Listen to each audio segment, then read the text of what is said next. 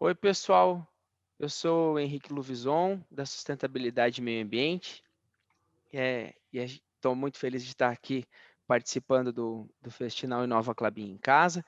E a gente está aqui para conversar sobre água. Tá? Estou com a Zezé e com a Andréa Pimentel para falar sobre esse líquido tão importante. E presta atenção, é tão importante que nós não sobrevivemos mais do que 5 dias sem ingerir água. Tá?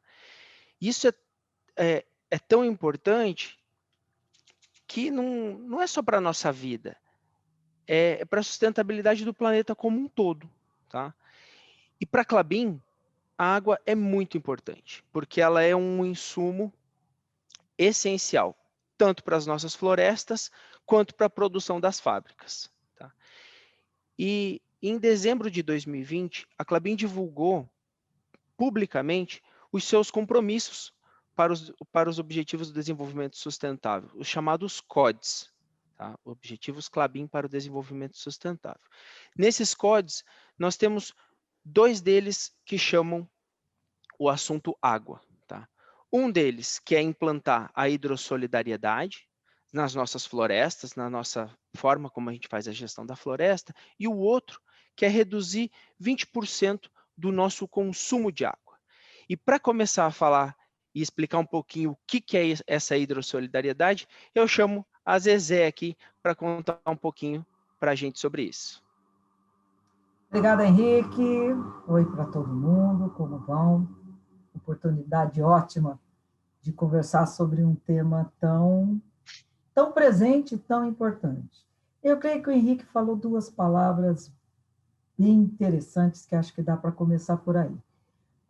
Este bem precioso para todos, água é importante para todos, tanto é que a gente não vive muito tempo sem, e, ao mesmo tempo, usa a palavra insumo, ou seja, ela é essencial para a produção, ela é essencial para a vida.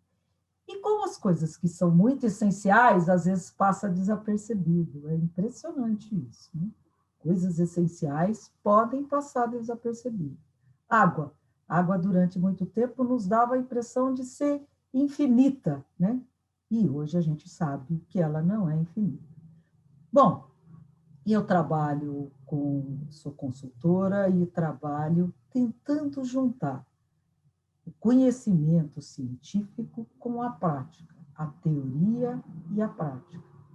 Então, desde os anos 70, quando começa o movimento ambientalista, existe esse esforço de colocar no planejamento dos negócios coisas que antes não faziam parte dele.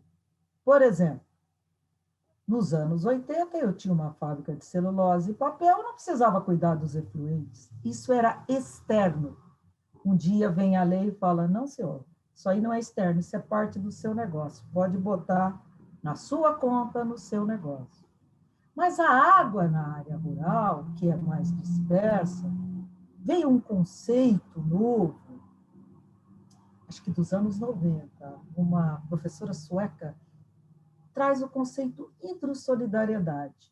O nome é meio intuitivo, né? Ele fala assim: a água que você usa vai servir para outras pessoas também, né?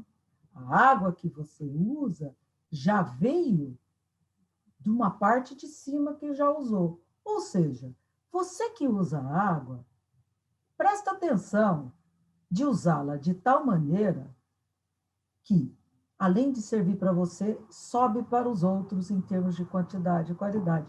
Isso parece tão óbvio, mas como é que você coloca isso em prática em um negócio? Significa que a Klabin, ao passar por um processo de amadurecimento muito interessante, porque o tema água começa com pesquisa, passa pelo meio ambiente, e então, no momento de mudança, de ampliar o negócio florestal, os funcionários da Klabin queriam continuar com o mosaico, né? Que vocês vão ver algumas imagens bem bonitas durante essa nossa fala, para ilustrar o que é o mosaico, né? Mosaico. vários tipos de cobertura, floresta nativa, floresta de araucária, uma floresta de eucalipto, uma floresta de pinos, diferentes idades. Uma coisa é fazer isso de qualquer jeito, outra coisa é você planejar. Ou seja, a Klabin se propôs e incluiu em seu planejamento, e aí está a grande inovação, ela hoje é intencionalmente uma produtora de madeira e reguladora de água. Então, um conceito hidrossolidário, eu planejo minha ação de modo que eu sei quanto de água vai sobrar para os outros e para os processos ecológicos, deixa de ser um assunto de pesquisa, entra no planejamento, no mesmíssimo que produz madeira, no mesmíssimo que constrói estrada, né? E, para contar para vocês como é que foi essa transição, que não é muito fácil, porque uma coisa é ter uma ideia, outra coisa é colocar na prática. Eu vou chamar a Andréia, a coordenadora de planejamento, que vai contar como é que foi. Eu já estou rindo, porque não foi tão fácil no começo, né, Andréia?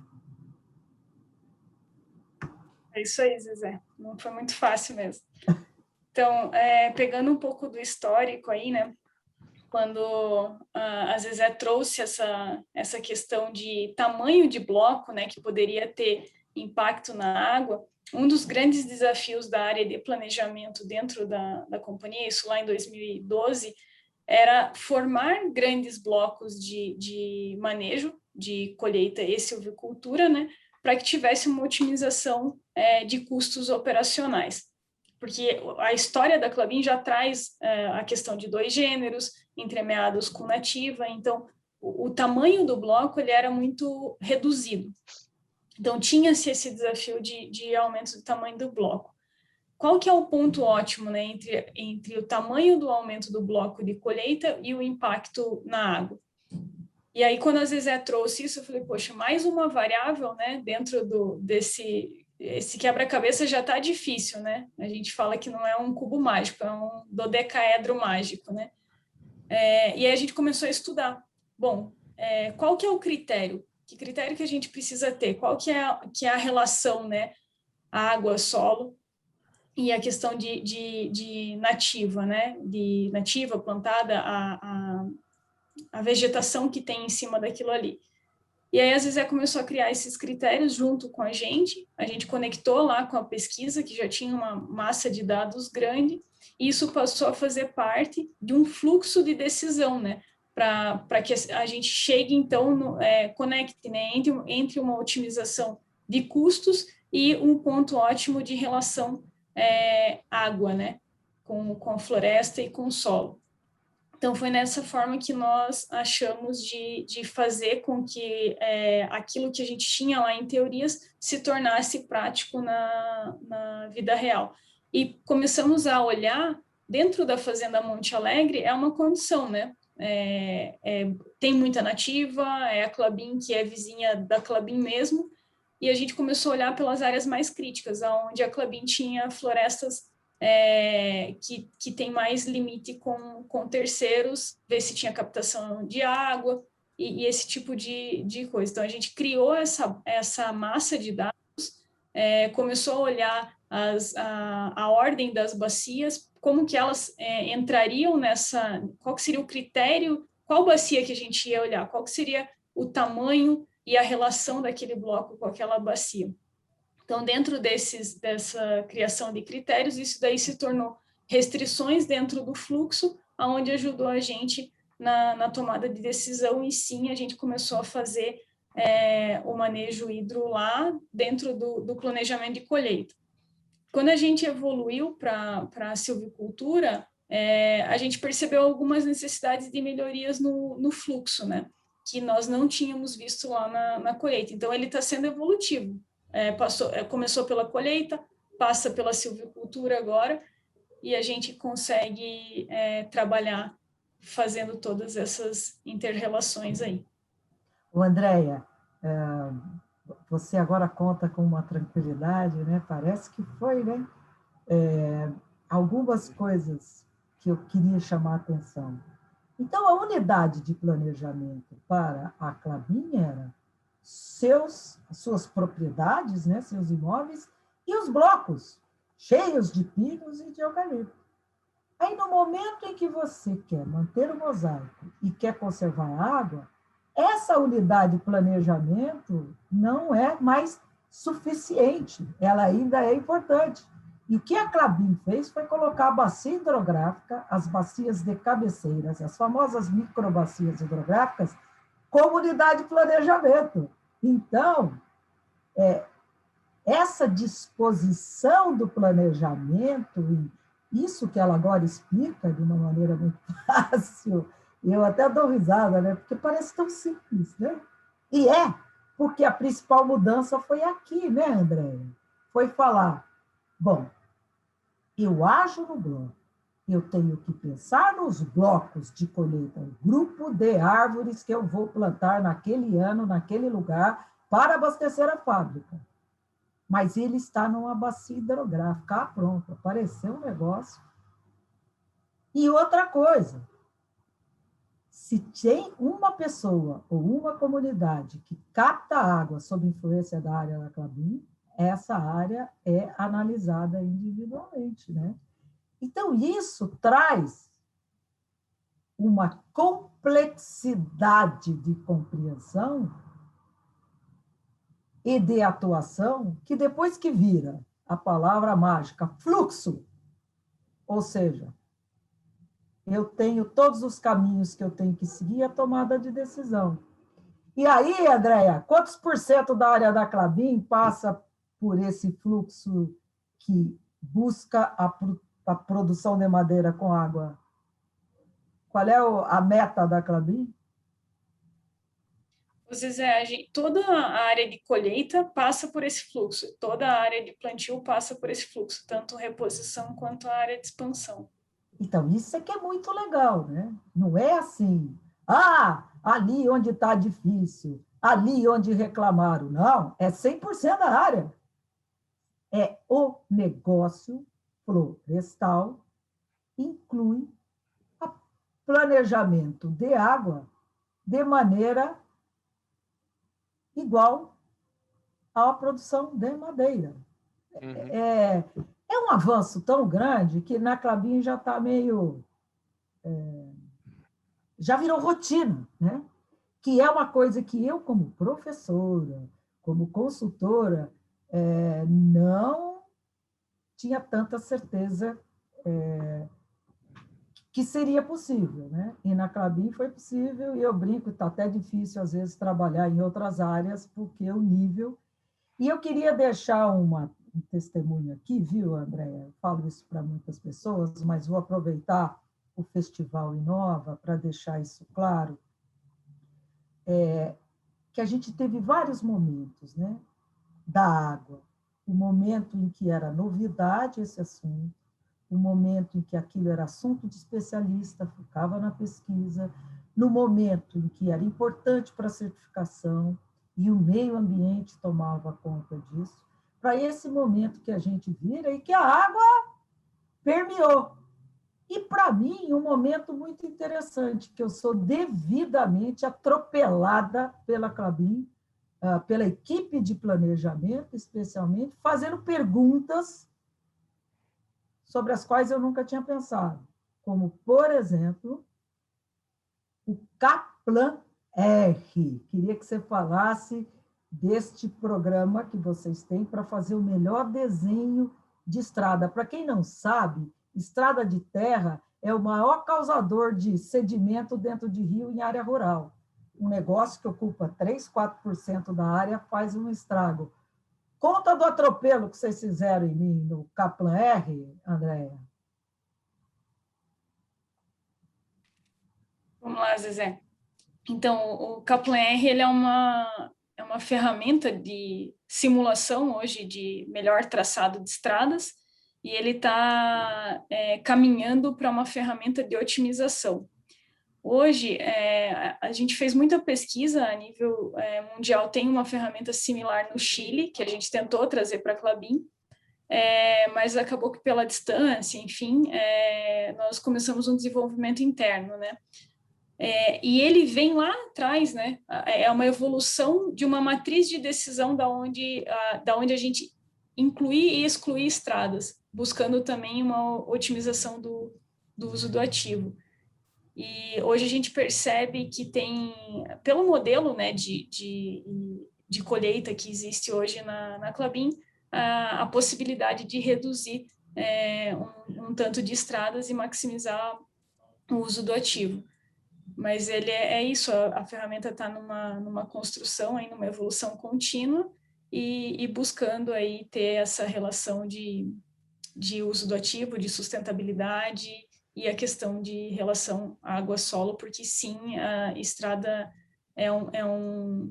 se não bem manejada, né, e pela extensão que a gente tem de área, alguma coisa com determinado nível de precipitação pode levar sedimento sim para as áreas. E aí eles me encomendaram, eles perguntaram assim, quanto custa para o meio ambiente se eu fizer uma estrada mal feita? Ó, então a PlanR é o primeiro software no mundo que colocou essa variável na hora de fazer conta, né? Está muito interessante de trabalhar. Então, foi uma inovação. A inovação não necessariamente pressupõe uma altíssima tecnologia, muitas vezes é pegar conceitos muito óbvios, como conservação de água, para mim é um conceito muito óbvio, fazer uma mudança aqui no modelo mental e pegar pessoas, né? Eu tenho um profundo carinho e respeito pela área de planejamento, a Andréia. E não é à toa que é mulher, viu, Henrique? Falkenmar, que é mulher, a Solange Filoso, que também fez um bruto trabalho sobre manejo de bacia, é mulher. As deusas, os deuses da água, são todos mulheres. A Yasmin, que trabalhava no planejamento, foi essencial, é mulher, mas o apoio de toda a diretoria florestal, brincadeira à parte, foi essencial, né, Andréia? Andréia, nós da Florestal estamos bem, né? Com certeza, tem um apoio bacana e um patrocínio muito legal. Ô, Zezé, então, seria legal o Henrique contar um pouco como é que estão essas práticas na indústria, né? Vamos ver se eles não estão estragando o que nós estamos fazendo na Florestal. Peraí que essa eu posso contar para vocês. Então, gente, acho que é legal da gente conversar, né, da teoria indo para a prática, implantando uma forma tão inovadora assim de cuidar, né, da água. E as fábricas, elas vêm do mesmo jeito, do mesmo ritmo, né? Nos últimos anos, esses números que já estão divulgados pela Klabin mostram que a Klabin já reduziu mais de 40% o quanto ela usa de água para fazer uma tonelada de produto. É uma baita de uma evolução, mas não vem de graça, né? Ela vem de uma diretoria e de uma gestão que tem esse pensamento, né, de opa, peraí, esse insumo aqui é muito importante, não para a gente, mas para todo mundo. E aí, como que ela está fazendo toda essa redução, né? Ela tem investido em reuso de água, então a gente tem as nossas fábricas de embalagens reaproveitando o efluente como a água que vai fazer a cola que é usada no processo, né? A gente tem algumas unidades captando água de chuva, né, e usando a água de chuva no processo, algumas que estão implantando o sistema de captação de água de chuva. Além disso, né, tem uma grande tecnologia envolvida em cada uma das fábricas para fazer circuitos de reaproveitamento de água. Então, aquela água que está limpa, que está sendo utilizada dentro de um processo, que ela não precisa ser descartada, nas fábricas elas ficam num circuito fechado, sendo reutilizadas. Isso fez com que a Klabin conseguisse essa redução histórica ao longo do tempo, de cada vez utilizar menos água bruta, né, água do rio ou água dos poços, para a produção dos produtos. Tá? E além disso, né, hoje, a Klabin, no compromisso público que ela tem, ela foi além disso. Ela está falando que ela vai diminuir 20% da quantidade de água que ela fica, que é o quê? A água que ela captou, menos a água tratada que ela está devolvendo para o rio. Então, é para mostrar o compromisso de ficar com a menor quantidade necessária para o nosso produto. Tá? Esse é o compromisso, esse é um compromisso novo, é um diferencial da Klabin. E ela vai fazer isso com o quê? Reutilizando cada vez mais a água, né? Melhorando a eficiência do processo. Para quê? Para garantir a maior disponibilidade de água para quem vem depois, para quem vai utilizar. Tá? E, além disso, 20% na Klabin é quanto metros cúbicos por hora, mais ou menos? Só para eu ter uma noção. Zezé, hoje a Klabin está consumindo em torno de 20 a 25 metros cúbicos por tonelada de produto. Tá? Mas quando a gente olha esse 20%, que é da água que realmente fica com a gente está saindo de 4,5 para 3,6 metros cúbicos por tonelada de produto. Então, é um consumo pequeno que a gente vai reduzir ainda mais. Tá? Nosso tempo está esgotando, pessoal. Acho que é muito bom, né, essa conversa que a gente possa fazer aqui, contar um pouquinho para o pessoal os cuidados que a gente está tendo com a água. E é muito legal esse bate-papo com vocês aqui no Festival Inova Klabin em casa. Eu deixo aqui um ótimo dia a todos. Muito obrigado, Zezé, Andréia. Tá? Foi ótima a nossa conversa. Vou me despedir também, deixando a seguinte mensagem. Não vamos confundir jamais gestão para a sustentabilidade com cumprimento legal. Cumprimento legal é um pedacinho. Na hora que você coloca a gestão, quanto mais a sua cabeça tiver um modelo de busca de um mundo sustentável, mais a gente vai inovar e mais a gente vai avançar. E eu agradeço a participação. Obrigada, pessoal. Foi muito bom estar aqui com vocês e bater esse papo.